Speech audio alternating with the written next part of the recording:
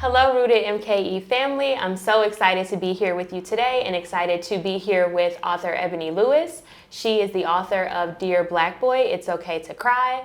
And I'm just so excited to be here with you guys to learn more about her journey to becoming an author and her sharing her work around the title and mental health and youth mental health and her work in building up youth throughout the Milwaukee community, which she has been doing for a great amount of time now. So you guys, let's meet Ebony. Ebony, thank you so much for joining us here today. Hey, thank you for having me. I appreciate it. So for people who don't know you and don't know what you already do, I know you've had a transition at work. So what are you doing now and how are you still supporting youth in the Milwaukee community?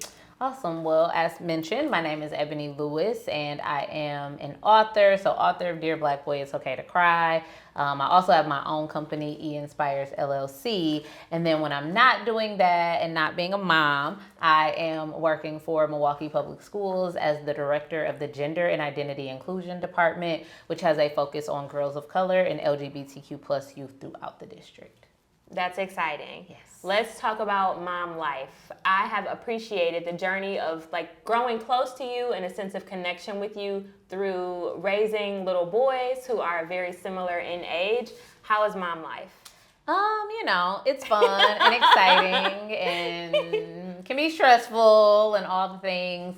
But it's great. I really appreciate, I think one of the things that I take away from my mom journey now is that I've done youth work for a really long time. So I've always felt like a mom. I always felt like I had somebody's kid I was loving on or taking care of. And now I have my own. And so I feel like I've been able to take the skills I've learned in youth development and just all I've learned throughout my journey and give that to my son and pour that into him.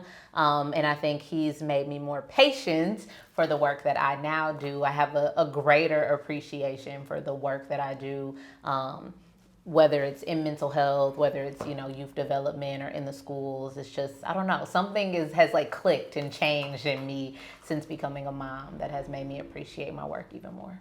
That's awesome. I feel like as a mom and doing youth work and studying the benefits and kind of what happens in public schools and what happens in spaces that Black boys are in, I went into being a mom knowing all of the negatives and all of the what's going to happen if you don't nurture these things. So I feel like it makes me anxious to just want to rise to the occasion and make sure that I'm giving my kid as many amazing experiences as I can and introducing him to people who are going to support him on his journey of growing up, whatever that looks like for him, and not perpetuating what they want him to be onto him. How do you carry that as a mom? Ooh, it is a lot. So I think one of the kind of interesting things is that I started writing Dear Black Boy, It's Okay to Cry in 2018 and found out I was pregnant a month after I started writing the book, and then found out I was having a boy in April. So, maybe 4 or 5 months before I published the book. And so I share that because it was very, I don't know, it was very divine intervention. I felt like I was given this task for a reason, but I think to that point, right, we see what happens to so many young boys, especially boys of color, when we're in, the school system or when we're in community organizations that serve youth, and we see just, how much they carry, and to your point, how much is put on them, these expectations that we expect them to rise to at very early ages. And so I think being introduced to this work, being introduced to motherhood, has allowed me to do the very same thing and be very intentional about what I'm teaching my son and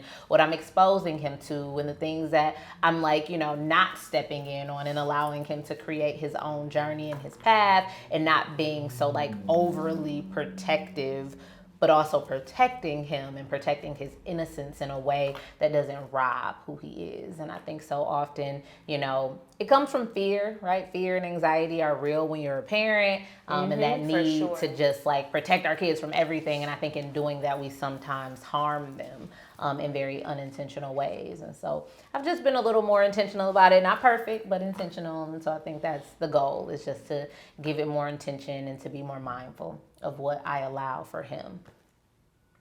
And I think being intentional is the key, right? Because we can strive for perfection and you're going to land somewhere in the realm of what you've practiced or what you have intended to do. So just reminding myself as well as you reminding yourself that as long as I'm being intentional and thoughtful about what being a mother to a little black boy looks like, then we're going to land somewhere in the realm of what's going to be best for our kids. And as our kids get older and can articulate what it is they need and what it is they want, kind of nurturing that voice in them and letting them take ownership of that is also going to be really, really important. Yeah. So as I read your book, I was crying because it read to me like a prayer for my kid. Like, I want all these things for you, and you are strong and you are brave, and it's okay to be upset and show other people that you're upset without messages of you're being a punk or you need to stop crying or men don't cry. So it definitely felt like I need this for my son, and I'm speaking it to myself so I can be this for my son. Was that your intention?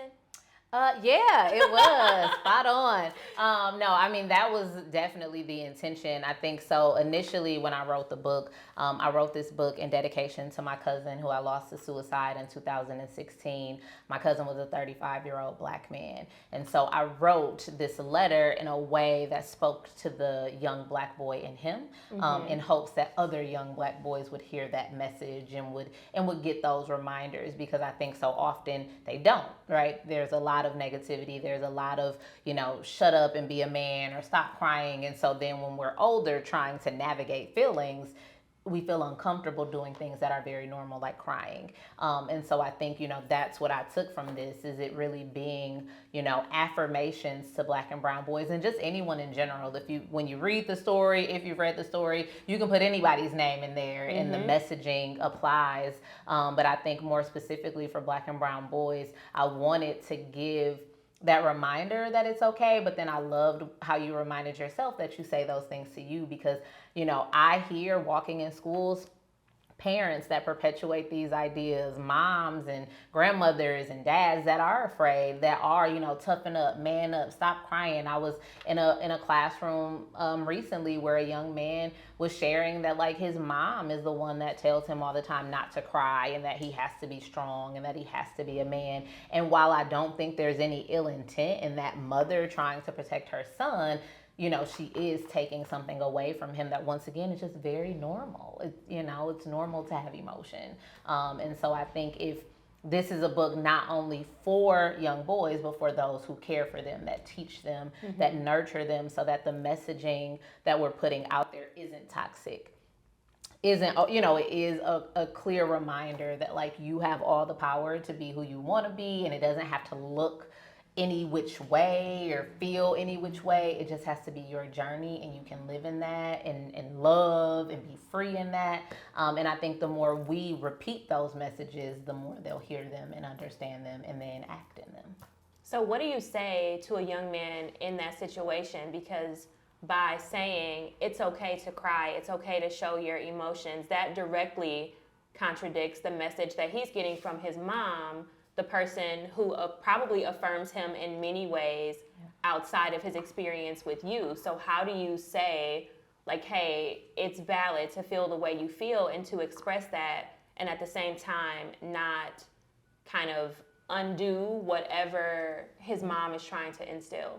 So I think just being very transparent. I think one of the things that I've learned in any kind of work that I do is just to be open, be honest, be real, to let people know, right, our parents are doing the best that they can. They are trying, and that most of what they do, and I'm sure, I don't want to say all, but most of what our parents do, what we do as parents, is out of love, right? And sometimes we couple fear with that love because we love our children so much that it makes us afraid of the world. It makes us afraid of what will happen to them. And so being very intentional to remind children who are getting these messages that those messages come from a place of hurt and come from a place of pain that sometimes our parents haven't gotten support for, right? And it's not to, like, tear down and, like, do it in a negative way, but just that reminder, right? Like, there are generational, like, cycles that are are on, communities of color from all of the devastation, right? Slavery and all the things, civil rights movement, and just everything that we can unpack. And so I think we have to be very mindful that those things show up very present today. And we see that in those messages and in those reminders. And so if we're educating our children and teaching them the history of where these thoughts and ideas come from, I think you can do that in a way that doesn't diminish their parents or doesn't take away from their caregivers trying their best, because a lot of times that's what it is. And so it's just that reminder that yes, mom is still doing the best she can, and she may not have the proper understanding or awareness around this, and that's where that messaging comes from.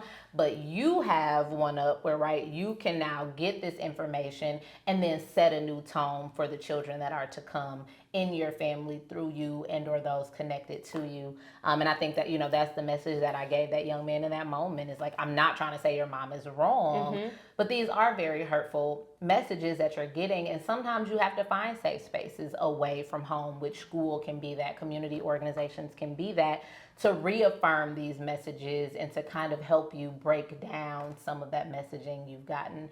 And we've all gotten it in some way, shape, or form from people we love. Most of the messaging we've gotten, whether good or bad, has come from people we love. And I think part of life is kind of unlearning some of those negative messages and understanding where they came from in the first place. And I think there's so much power in that, because the book is also like a vehicle or a tool, because he gets the opportunity to experience time with you and hear the message, it's okay for me to be in tune with how I feel and share that with people in whatever way makes me feel comfortable. And parents listen to their kids before they listen to you giving feedback as an outsider who doesn't know their situation, who doesn't know what they've been through. He can share that with his mom and say, hey, mom, but I read this book and I had this conversation, and here's the book, and I can share the message with you. And that may like rewire or just have his mom reconsider how she approaches it or how she conveys it to him in a way that doesn't make her feel like, who is this lady? What is she talking about? Get her on the phone, or coming up to the school looking for you because you are kind of like a threat if you are like challenging how she is trying to raise him in the world. Yep. And I think just to like kind of add context to that, that was a little bit of my fear as an artist, getting ready to share a message that sometimes goes against the norm, right? We're not typically known, and I will say we're making strides, right? We're in a time that is very imperative, where we are breaking down barriers, where we are being very bold and intentional about messaging around mental health and messaging around racial injustice, and right. And so I feel very like honored to be a part of this generation and have the opportunity to be able to share messages like this without totally being ignored. But I also know that there are still many, communities and many spaces where this message is still not accepted and not something that people want to see and or hear. And so I think that's very much it, is like teaching our youth and equipping them with the knowledge to then be the teachers. Because to your point, one, they're the future, so they're the ones that are going to be leading the next generation. But then two, they have a really, big, and I don't want to say like responsibility, but I do think a lot of the teaching that will come is, through our youth right now, and that will be to their parents and generations to come. For sure. In the book, you have a line that says, joy is the sound of your new song. Tell me, when you were writing that, where did that come from?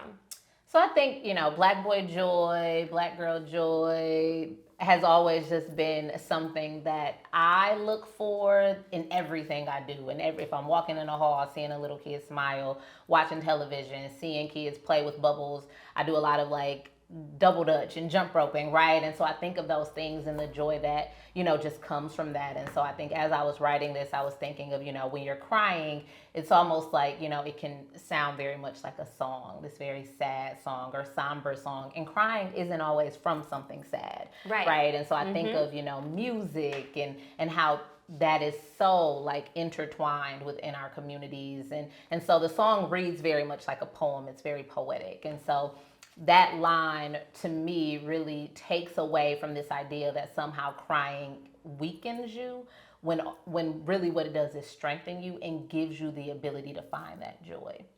I think of So my son is obsessed with rainbows. He saw a rainbow once and thinks that like at any given moment I can create a rainbow for him. And he doesn't realize, right, like it has to rain first. And so like he'll go to the window and he'll go, Mommy, more rainbow, more rainbow. And I'm like, I can't do that. It has to rain. And it really makes me think, right, the rainbow after the rain that comes is that joy, and how like my kid is like intentionally seeking that, and how there's going to be times in life where unfortunately he's going to have to feel pain before he can feel that joy. And being a reminder of that, I think this book highlights that, is like, you know, you can't get to the other side of happiness or joy without feeling a little pain and without letting some of that out. So see, that's the part that I want to avoid. For whatever reason, I do not want my son to feel any pain from like other people. A fall down and an injury, like we can work through that and we can talk about that. But I'm very worried about the day that someone perceives him as something different than what I know he is on an everyday basis. And the idea that I'm gonna have to nurture that or fix that or address that is so like daunting to me. And I don't know if it's a perceived fear based on what I see in the media or how people treat Black boys as they evolve from this cute little boy with so much joy to this something different in people's eyes. And just the worry of like, how am I going to respond to that, and what is my responsibility, and how do I support him to get back to the place he was before? But he's not going to be that. He's going to be different based on that situation. And I think to that, it's really equipping our kiddos with tools, right? Like tools are meant to be used in times of need, right? Something breaks, you go get a tool. And I think so often, right, we think about therapy, we think of all these things that can sometimes have these negative connotations, when in actuality, they're just tools that are there for us when in need, or when we want to process, or when we need to process. And so I think about, right, being very intentional means equipping my kid, my child, my son, my daughter, whoever, with those tools, because at some point it's gonna come, right? And I think that's the hardest part as a parent. And I learned that in youth work, right? That was one of the things I think I learned working with youth throughout my life that has equipped me, has made me very scared, but equipped me as a parent to know, right, I can't shield my kid from the world. I was taking my son to school the other day, and he is this bright joy in the morning. He just has lots of energy. You know, everybody don't wake up with energy in the morning. No. My kiddo does. And so we're walking to school, and he's the good morning, hi, good morning, hi. And he said hi to some kid, and the kid just looked at him and just, you know, gave him an ugly look and just walked past him. And even in that moment, I felt like so horrible. But then he just said hi to the next kid, you know, like, and it didn't even bother him or faze him. And so I have to remind myself that, like, this world is filled with darkness, and what I am doing very intentionally and sometimes unintentionally is equipping my kid to be the light. And no matter what, the more I know how to tap into that light, even when it gets dark, I know how to go back there. And I know that because I've learned it for myself, right? Life happens all the time, and I can stop, but I'm always looking to get back to that light. And I think if I'm being intentional about my own walk, it's going to equip him to be intentional about that. And that'll give me a little bit of resolve when he is experiencing the world in ways that I may not be able to shield him from. I'll know that I equipped him enough with the right words and the right responses and the right tools to handle it in a way that will support him on that journey. All through the book, I see like messages of light. So you have a line that says, "You come from magic, strength, and power." And when I read that, I paused and was just like, yes, you come from a place of power, and a place of like, not a place of not having, but a place of having. And it automatically made me think of like being the lender, and you being the person who has the thing that someone else desires, and not always being in a place of needing something from other people. So just making sure that I can receive that to share it was important to me. But there's messages that are conveyed in that same way all throughout the book. Where do those messages come from? I think that's it, just that light, right? There's a popular television show, and it's very X-rated, so won't share here, but there are themes of mental health and suicide on that show. And one of the things that I was reminded from watching that is there are so many of us that experience so many things that create darkness in us. And some of us have so much dark in us that finding the light seems impossible.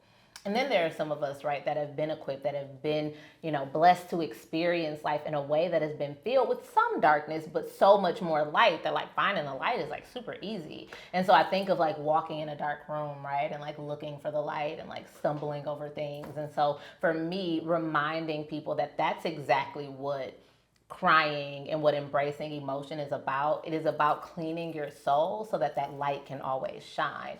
But if we continue to let darkness just like sit, eventually finding the light becomes harder because now it's buried under all of this just ugliness sometimes. And so I think, once again, things happen to us all and we all experience very dark things. But if we equip ourselves properly with tools, like finding the light will come very easy. And not always easy, but it will become natural.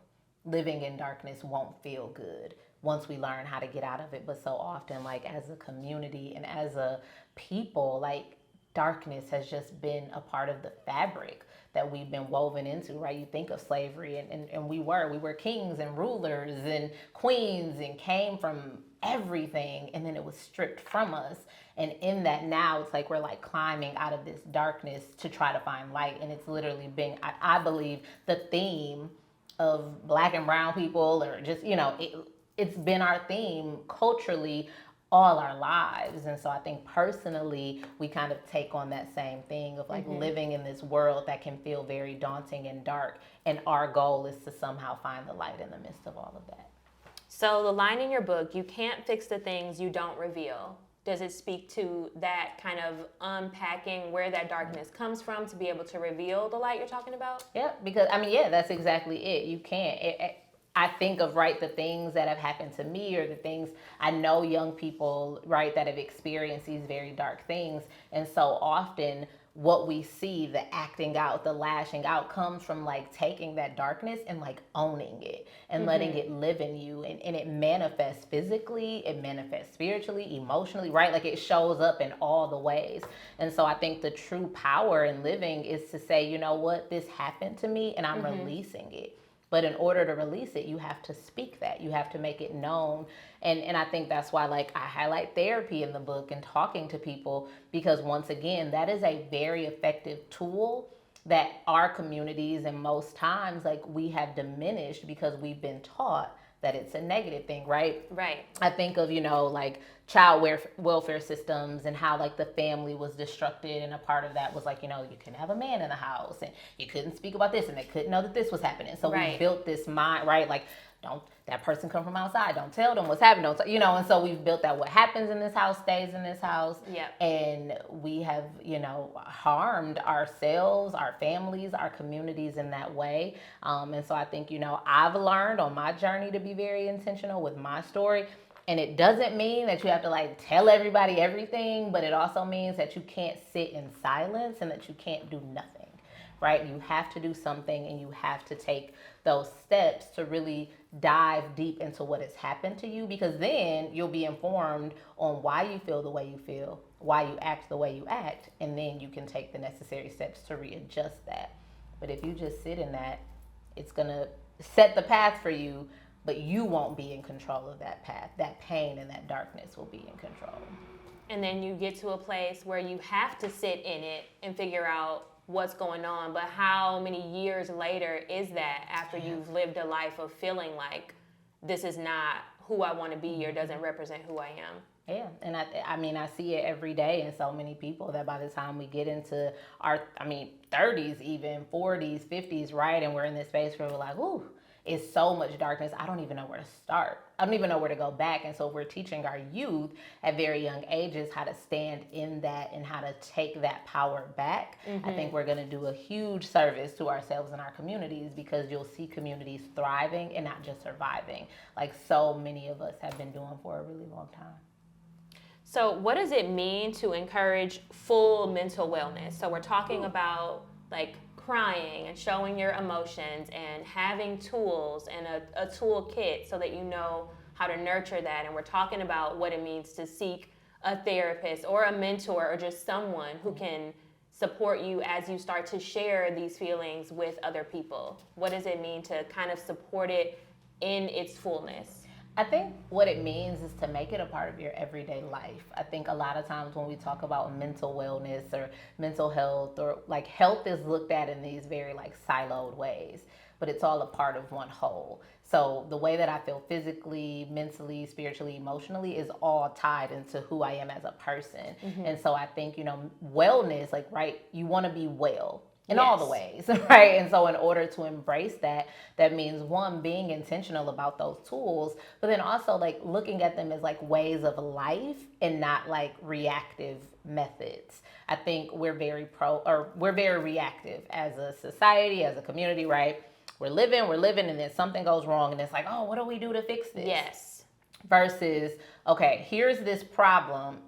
We fixed it. Now we're going to share that solution out so that everybody can live right in that and own that. And then now I'm not really reacting in that same way because I'm prepared for what will happen, but I'm pouring into myself enough to be equipped to be able to handle that. So I think, all the things, crying and going to therapy. My son is in love with yoga now because we found a little yoga channel on YouTube and we put it on in the morning. And to him, it feels very fun and exciting. And I know deep down that that's just a tool that he'll have to regulate and, self-regulate and deep breathe and center himself in times where he may be anxious or all over the place. And so I think naturally just making these practices a part of our everyday lives is how we truly embrace, mental wellness, but just wellness in general. Like, I just want to be well. Yes. You think of chronic illness. Chronic illness is a symptom of childhood trauma, right? Like, we see so many folks, especially people of color, dealing and battling with diabetes, high blood pressure, a lot of, chronic illnesses. And a lot of that can be traced back to their experiences as children, the exposure they had to trauma, the lack of resources, their responses being a certain way, and not having the tools to be well all around, whether that's in what they were eating, whether that's in what they were watching and consuming, right? And so I think a lot of that is just, once again, being intentional and saying, I want to live well, and these are the steps I'm going to take to make wellness a part of my everyday life. Being able to have the power, authority, spaces, right? Like being mindful of the spaces that we're in and the access that we do have and the lack of resource that so many others may experience. So I think using the resources we have at a larger rate. And so bringing folks into our classrooms, right? If I know somebody that's a really dope therapist, or I know somebody, because at some point, to your point, right? Like, I can't just hand a kid a piece of paper and they take that home and that's going to somehow, but if I'm bringing somebody into a school system or into a program that's, of course, following all the guidelines and the rules and getting all the paperwork, that gives that access. I think there are many great programs that are doing that are in the city. I know the county has a lot of resources right now and behavioral health supports. And so I know Children's Wisconsin has a huge focus on, their focus is on 0 to 8 years old. When I heard that, I'm like, 0? I remember the first time I saw that and I was like, but that's where it starts, right? And we need to be intentional with that. So I think, right, just leaning on those resources, but as a person in the community that has access, that has knowledge, that I know that my job is to make others aware. And that was part of becoming an author. That was part of, taking on the roles that I've taken on very intentionally in my career to say, I have access and I have these resources. How can I get myself in spaces where I can intentionally share them and make them available? And not just on a piece of paper, but by physically bringing people into spaces and making those heart-to-heart connections, right? Because when you meet somebody and you see their face and you hear how they talk, oh, this person is a good person, I can trust them, and then you're more likely to believe and trust in that resource. And I think that's really important, especially in Black and brown communities, because having culturally relevant resources is very, very important. I'm very intentional about my son having a Black pediatrician and I have a Black therapist, and right, like, I'm very intentional about those things because I understand that there are cultural contexts sometimes that plays a role into how we're handled in healthcare systems and how we're mistreated in healthcare systems. So I think, all of that roundabout way to say, I know that it's my role and responsibility to be intentional about sharing those resources. And, I would just encourage anybody else that has that access to do the same, because the more of us that we have out there sharing these resources with those who may not have it, the difference we'll definitely see the change and see that difference be made. And the validity that people see in the resource, if they see that the resource is coming from you as compared to, and who is giving me this, and what is this for, and where did you hear about this from, makes a big difference, I think. Yeah. Ebony, what is next for you? Mommy life never ends, so that's like an everyday thing. So sometimes I don't know, because I don't know what tomorrow is going to bring, but just doing more with my book. I think one of the things I wanted to be intentional about is that I didn't just write, a book that became like a shelf filler, but that could really be used every day. I know so many social workers and therapists that tell me I use your book in sessions all the time. I pop it out and we just turn to a page and it goes, right? And so something, that makes me very proud. I'm trying to create a curriculum, be intentional about having events and, just engaging and interacting with families. Once again, right? Being present and being in front of families and saying, hey, here are resources, here are tools that you can have. And then book number 2 is coming. I have finalized the manuscript and started the illustration process for my second book, which is dedicated to young girls. And it was very much intentionally poured into me. It was a vision that I received because I was being a little stubborn.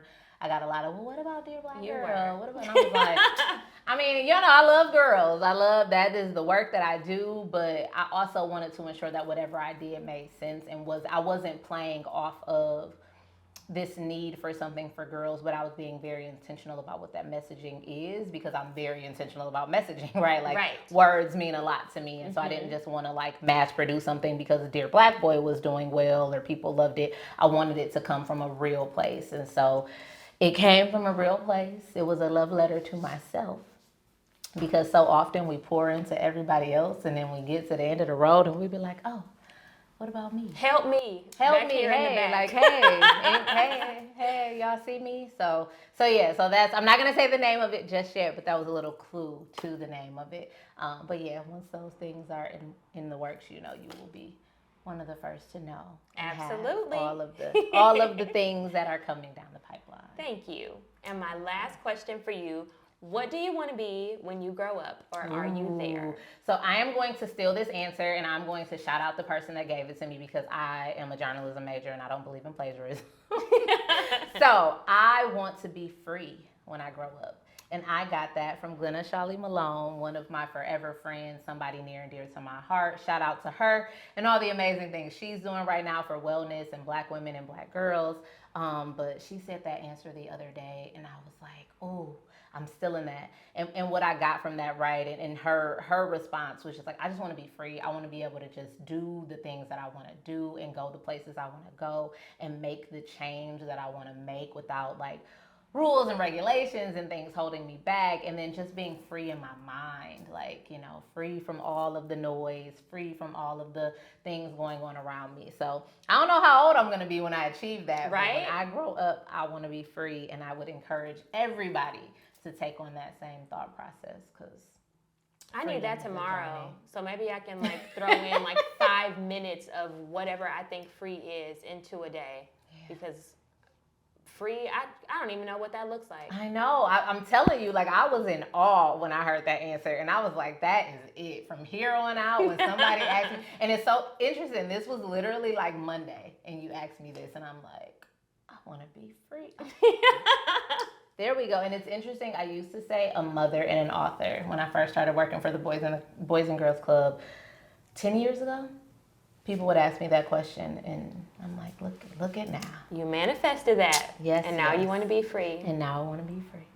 And when you get free, I'm just going to look back take me. Come on, girl. Let's go be free. So thank you for being with us today, and we will be with you and families in person in October for our family gathering series. So you will get a copy of Ebony's book and be with her in the flesh and experience all of the light she radiates on a consistent basis. You are definitely light to my life, really. I appreciate you. Thank Thank you. Thank you for having me and for taking this time to highlight the story, the journey. And Dear Black Boy, It's Okay to Cry. I wanted to make sure I shared it and held it up. Thank you so much. Thank you.